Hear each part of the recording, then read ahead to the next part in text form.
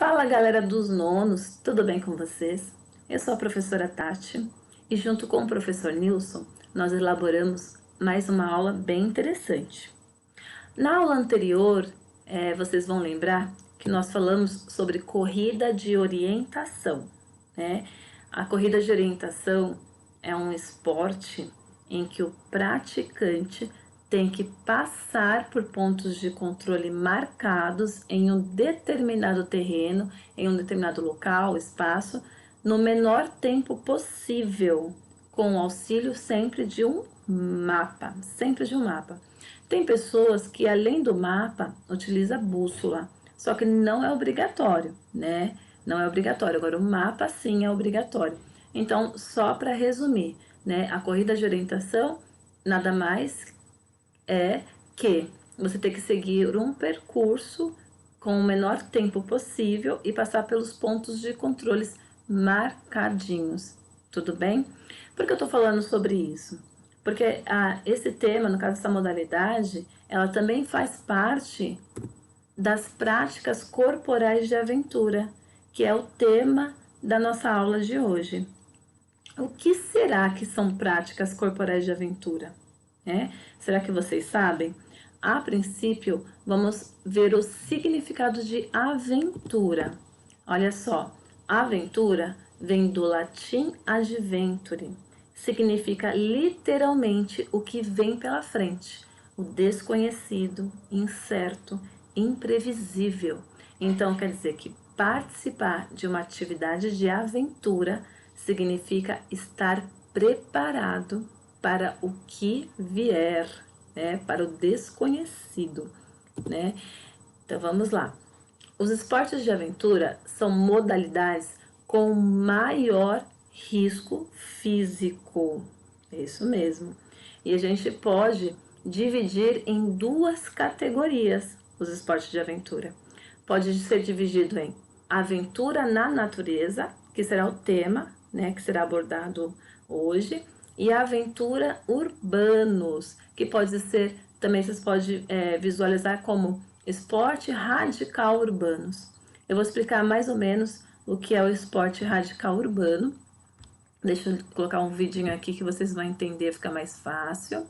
Aí, então, olha só, os esportes urbanos, o próprio nome já diz, urbanos, são esportes praticados na cidade, cimento, cidade, em espaço fechado, que a gente fala indoor, né? Espaço fechado, que também é praticado de forma artificial. Por que de forma artificial? Vou dar um exemplo. Você vai no shopping, aí lá eles colocam um paredão, né? E aí você pode fazer rapel, pode fazer escalada, dentro de um espaço fechado. Então é de forma artificial, tá?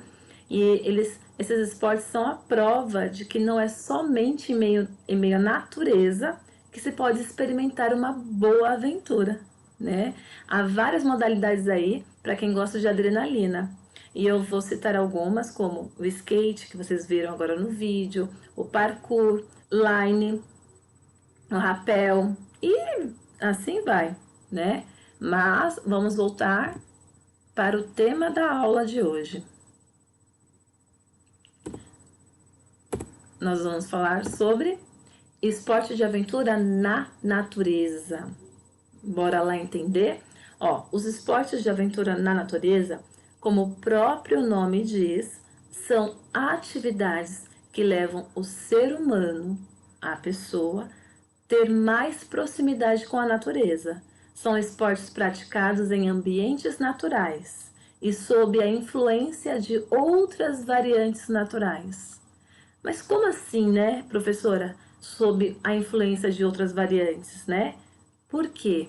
Porque é praticado na natureza. Então tem outras variantes que pode dificultar, né, o grau da prática. Quais são as variantes?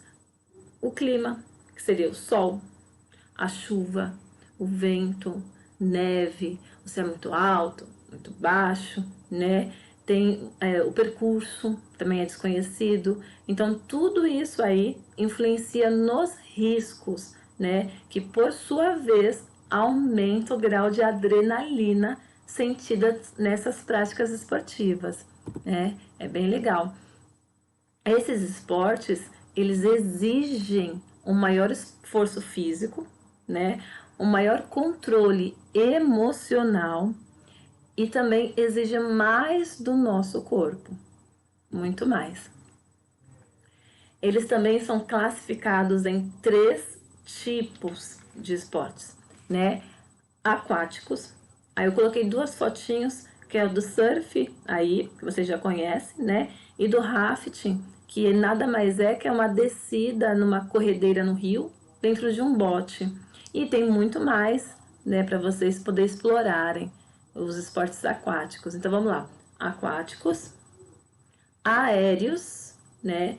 No caso eu coloquei 2 fotos do base jump, que é saltar de quê? De penhasco, de ponte, de prédio e assim vai, né? Asa delta e também entre outros, tem mais outros aí. Então vamos lá. Terrestres. Então, olha só, aquáticos, aéreos e terrestres.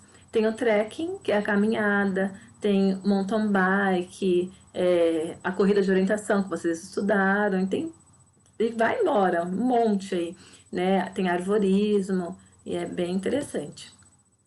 Vamos falar um pouquinho dos benefícios, né?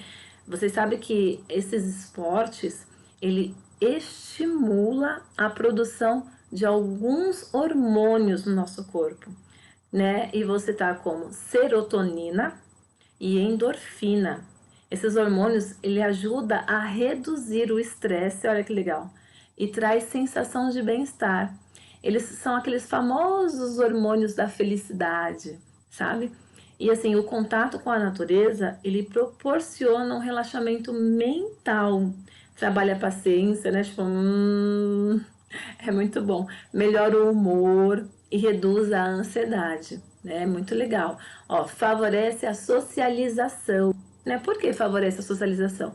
Lá vocês vão conhecer novas pessoas, vão criar novas amizades, né? Tem bastante pessoas que praticam.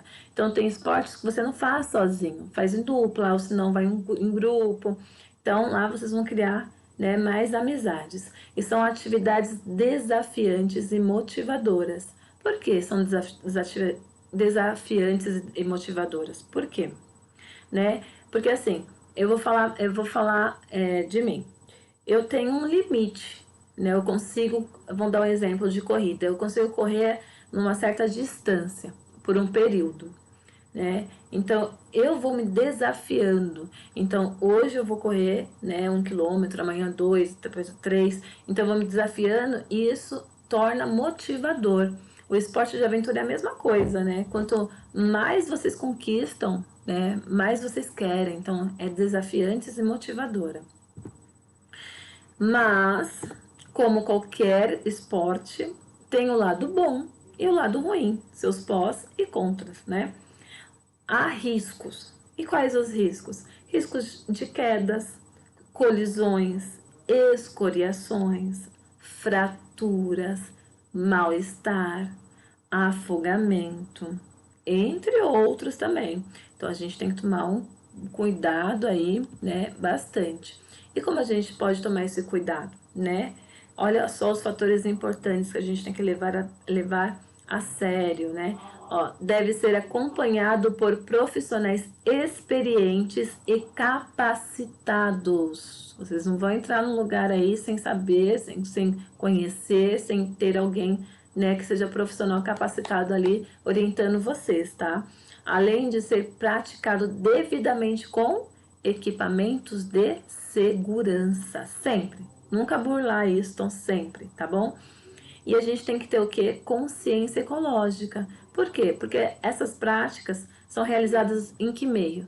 No meio natural, na natureza, no meio ambiente. Então a gente tem que ter os cuidados e a preservação, né?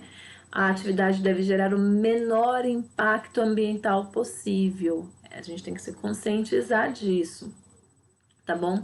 Então é isso, né? Vocês podem pesquisar mais aí, verificar alguns esportes que vocês gostem, pode estar comentando. E deixa eu terminar de ler uma frasinha aqui. Ó, o Brasil é um excelente cenário para a prática de esportes radicais devido à sua vasta diversidade natural. Ao ar livre, tudo parece mais desafiador e estimulante. Mas é verdade, né? Então é isso, pessoal. Vou colocar o conteúdo um pouquinho, explorar mais do conteúdo para vocês entenderem melhor, tá? Então até a próxima aula. Fiquem todos com Deus, ó. Um beijão.